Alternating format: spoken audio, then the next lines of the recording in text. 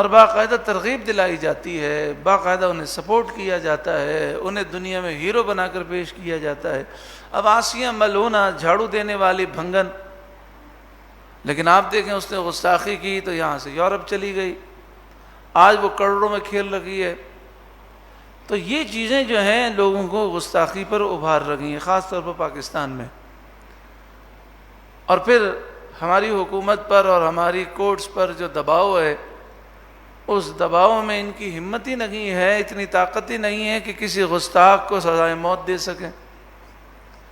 وہ کیا کرتے ہیں، سیشن کورٹ سزائے موت دیتی ہے، پھر ہائی کورٹ بری کر دیتی ہے یا سپریم کورٹ بری کر دیتی ہے، یا وہ جیل سے فرار ہو جاتے ہیں۔ لیکن انگریز اتنے ظالم تھے، مگر پھر بھی ان کا قانون یہ تھا کہ جو گستاخی کرے گا اس کو سزا تو ہوگی، مگر سزا انہوں نے معمولی دی، 1 سال کی قید اور جرمانہ۔ اب اسی گستاخ نے اپیل کر دی کورٹ میں کہ مجھے یہ سزا معاف کی جائے، تو اپیل کی سماعت تھی، اور اس موقع پر جج کے سامنے پہنچ کر، کورٹ میں پہنچ کر، میں بڑی احتیاط سے لفظ کورٹ کہہ رہا ہوں، اس لیے کہ اعلیٰ حضرت امام اہل سنت فرماتے ہیں کہ جس کورٹ میں نظام مصطفیٰ نہیں اس کو عدالت کہنا گناہ ہے، بلکہ بعض کے نزدیک کفر ہے۔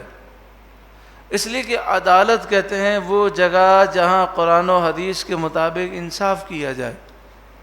جہاں پر کفری قانون چلتے ہو وہ عدالت تو نہیں، وہ کورٹ ہو سکتی ہے، کچہری ہو سکتی ہے۔ عدالت تو عدل سے ہے، انصاف سے ہے، وہاں انصاف کہاں سے ہوگا؟ تو کورٹ کے اندر وہ پہنچے اور انہوں نے جج کے سامنے اس گستاخ کو چاقو کے وار کر کر کے قتل کر دیا۔ جج نے ان سے سوال کیا، اچھا بھاگے بھی نہیں، گرفتاری دے دی۔ جج نے ان سے سوال کیا کہ یہ آپ نے کیا کر دیا؟ اور کورٹ کے اندر تو غازی عبد القیوم شہید علیہ الرحمٰن نے فرمایا، یہ بتاؤ تمہارے بادشاہ کی تصویر لگی ہے کورٹ میں، انگریز حکومت تھی، یہ بتاؤ تمہارا قانون کیا ہے جو تمہارے بادشاہ کو گالی دے، گستاخی کرے، اس کی سزا کیا ہے؟ تو انگریز جج نے کہا اس کی سزا سزائے موت ہے۔ سب میں یہاں وضاحت کر دوں، 100 سال تقریباً گزر گئے، اس وقت بھی برطانیہ کا، انگلینڈ کا یہ قانون ہے کہ اگر کوئی ملکہ برطانیہ کو گالی دے گا تو اس کی سزا موت ہے۔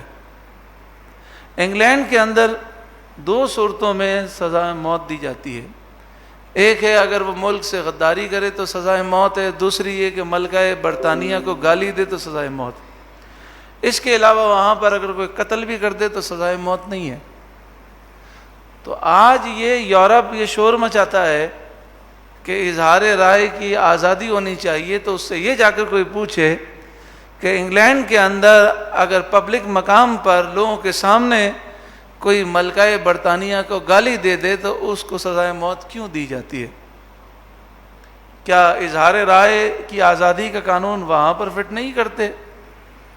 یہودیوں کے بارے میں اگر کوئی بات کریں، ہولوکاسٹ کے بارے میں، تو پورے یورپ میں سزا ہے، وہاں اظہار رائے کی آزادی کا کوئی قانون نہیں ہے۔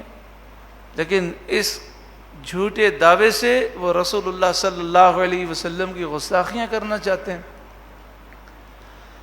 تو حضرت غازی عبد القیوم شہید علیہ الرحمٰ نے جج سے کہا کہ تمہارے بادشاہ کی تصویر کی کوئی گستاخی کرے تو تم نے سزائے موت رکھی ہے، بڑے بدبخت ہو کہ رسول اللہ کے گستاخ کو تم نے صرف 1 سال کی سزا دی، اس لیے میں نے قتل کر دیا۔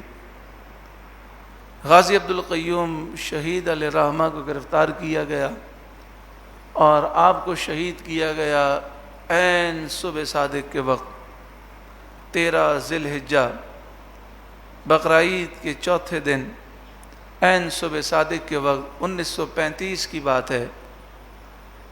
مارچ کی 19 تاریخ تھی، منگل کا دن تھا، اور آپ کو عین صبح صادق کے وقت شہید کیا گیا۔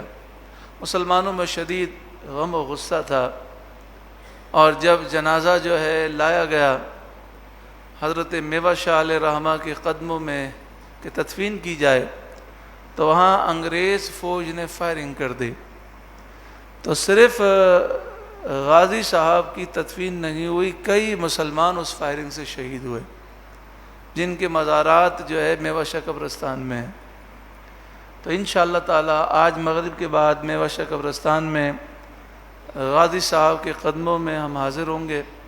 وہاں عرس کی تقاریب ہیں، مغرب کے بعد قصیدہ بردہ شریف ہے، عشاء کے بعد ذکر و دعا کی محفل ہے، پھر بہت سے لوگ وہاں پہ قیام کریں گے، اور پھر انشاءاللہ تعالی تہجد کی نماز اور فجر کی نماز کے بعد درس قرآن پاک، ختم قادریہ شریف، ذکر و دعا کی محفل ہوگی۔ یہاں بحری شریف مسجد سے انشاءاللہ تعالی آج عصر کے بعد اور کل فجر کے بعد ہمارے احباب اجتماعی طور پر میوہ شاہ قبرستان کے لیے روانہ ہوں گے۔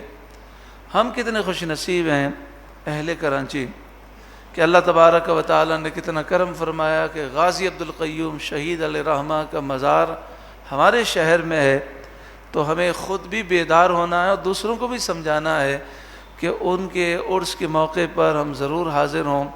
اگر کسی مجبوری کی وجہ سے حاضر نہیں ہو سکتے تو پھر کوشش کریں کسی اور موقع پر حاضری دیں، کہ یہ وہ غازی ہیں جنہیں بارگاہ رسالت سے مقبولیت حاصل ہوئی۔